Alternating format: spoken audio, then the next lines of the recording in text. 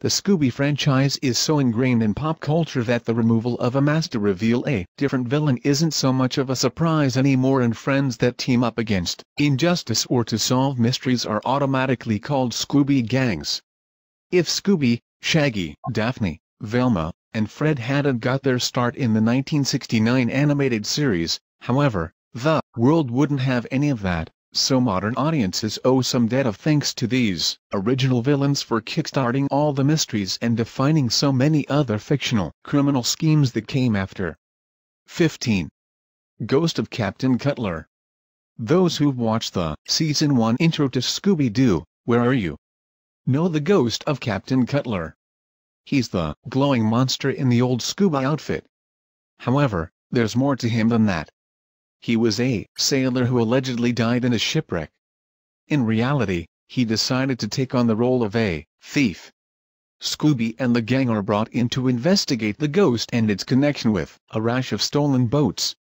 Part of what makes Captain Cutler so great is his iconic glowing seaweed and footprints.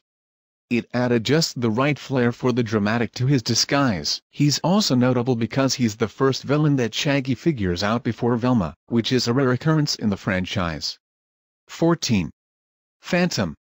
Some Scooby villains concoct elaborate schemes and costumes to get away with their malicious activities. Then some put a sheet over their head and pretend to be a ghost, which only reinforces the idea that the Scooby-Doo villains are always human, an idea that has since become one of the Hanna-Barbera series' many memes. This is what happened in the episode Hassle in the Castle. When Fred runs his boat aground on a deserted island, the gang investigates the Phantom and its connection to a supposedly haunted castle. Though he looks like a classic floating sheet, there's a little more to this villain, and it helps him stand out amongst the many villains. He's actually a former magician who decides to use his stage tricks for criminal purposes. Bluestone the Great has the genius idea to use mirrors and a projector to make himself appear more ghost-like. A classic. 13. Charlie the Robot. An attack by a robot with super strength in a darkened amusement park is what brings the Scooby Gang to Funland and foul play in Funland. The episode is so beloved that it got a shout-out in the many nostalgic details that can be easily missed in Scoob.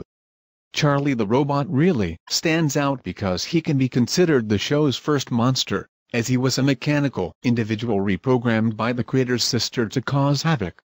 One of the best things about the idea and the episode overall was that it allowed the Hanna-Barbera sound effects department to dig out all the items previously used in the Jetsons. Charlie's pure nostalgia. 12. Redbeard's Ghost. Out of the many villains introduced in Scooby-Doo, Where Are You? Redbeard's ghost was one of the most vicious and a total jerk. Known as Mr. Magnus, he not only stole his own cargo as Redbeard for the insurance, he would capture others and treat them as slaves. One of the darkest villains in the franchise, he chained them up, had them walk the plank, or forced them to make meals. It's no wonder Scooby and Shaggy always seem traumatized. 11. Snow Ghost. Some viewers might confuse the Snow Ghost with another monster introduced in the Scooby-Doo show from the mid-1970s. That one was made of electricity. The one that causes problems in the original series is similar to a Yeti. Well, at least on the surface. When the mask was pulled off, he's simply Mr. Greenway, a smuggler who's willing to kill teenagers to make $1. The Snow Ghost was no joke. He not only tried to saw Velma in half but also used dynamite in an attempt to take her out. He's definitely one of the formidable villains. 10. The Witch Doctor. While on vacation in Hawaii, the gang gets involved in another mystery when their guide goes missing.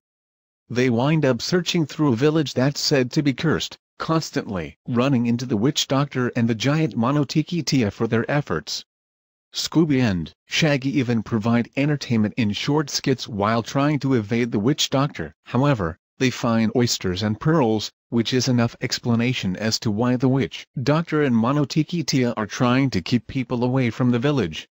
The Witch Doctor isn't into voodoo, he's into pearl poaching, which is certainly one of the more unique crimes of the villains in the series. 9. The Caveman.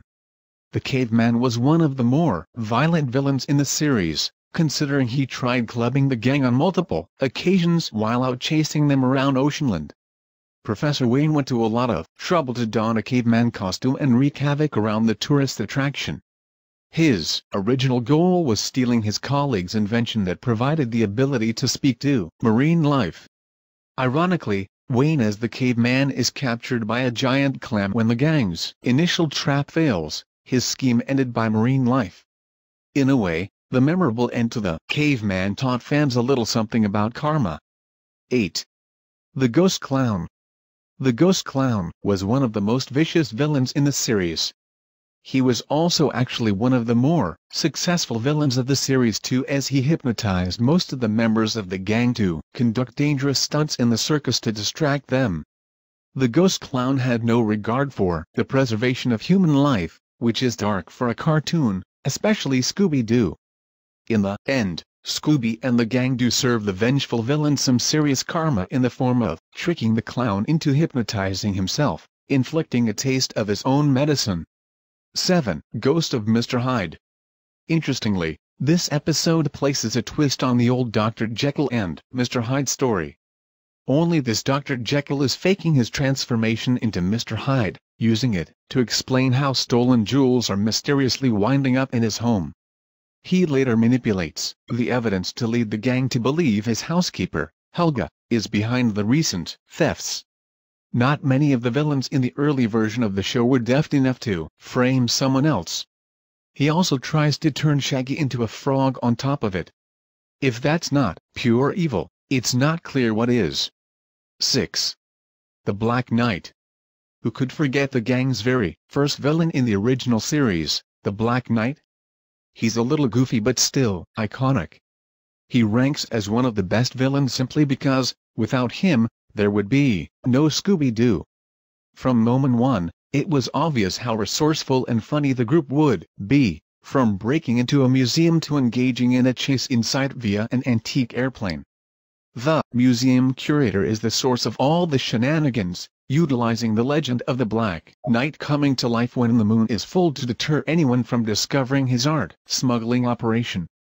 The Black Knight even made an appearance in the 2004 live-action film, Scooby-Doo 2, Monsters Unleashed. 5. Space Kook. The Space Kook stands in a dark lane in Scooby-Doo Where Are You? Space Kook is the villain from outer space that haunts an abandoned airfield. His looks are memorable, his high-pitched cackle even more so. The audience may not remember his name, but they can't forget his laugh. The Space Kook turns out to be a phony alien, as the man behind the mask is scaring people away to initiate a real estate scheme, which seems to be a common reason as to why villains dress up and scare people in Scooby-Doo. The Space Kook was also tech-savvy, given his remote-controlled cars and the craftiness of a suit and spaceship. His penchant for technology is impressive. 4. The Phantom Shadows. The Phantom Shadows, or giggling green ghosts, were the featured villains in A Night of Fright Is No Delight. These two chain-rattling phantoms scared off the heirs to a fortune one by one, except for Scooby and the rest of the gang. They refused to be frightened off, spending the night in the haunted house as per the requirements of the will that the homeowner left behind. Unfortunately, their reward turns out to be Confederate money, which should have been real money, especially considering the impressive washing machine trap. 3. Miner 49er. With a catchy name like Miner 49er, how could this not be a fan-favorite villain? The miner chases the gang through the abandoned mines of Gold City, where the gang has landed for the night thanks to Shaggy's inability to read a map. The miner doesn't say much. He's more of an action kind of guy. Turns out, behind the disguise lies a man with stilts looking to scare everyone in town to buy the land cheap and make bank on the oil reserves that are hidden within the exhausted gold mines. The running around on stilts to haunt people shows serious commitment, and it makes him one of the most imposing villains of the series too. 2. The Mummy of Ankh. The mummy is after the gang for an old Egyptian coin, which if used, will unlock a treasure worth a fortune. The mummy's frequent uttering of coin is what gets him dubbed the creepy coin collector by Shaggy, while Velma offers up the moniker Big, Bad and Bandaged, to put the icing on the cake. While he seemed silly, the academic behind the ruse was actually one of the series' smartest villains and made everyone believe he had the power to turn people to stone. In reality, he used the quick-drawing cement mix. 1. The Creeper. It's fair to say that when fans think about the original cartoon, the Creeper tends to be one of the most recognized and well-remembered villains. The Creeper, who turns out to be a bank president, spends the episode chasing the gang around to retrieve a blank piece of paper a guard handed over when Scooby and the gang discovered him following an accident. That piece of paper is incriminating evidence against the president, who has been stealing from his bank. He shouts "Creeper" as he chases them, which certainly fits the memorable disguise. The bank president is clever in that he uses his all-access pass to the bank to make it appear as though he can walk through walls. He would have gotten away with everything if one of his employees hadn't gotten a photo of him stealing outside of his disguise. The villain has survived in the franchise and made an appearance in the 2001 animated movie, Scooby-Doo, and a cyber chase and in a newer incarnation of the series as well.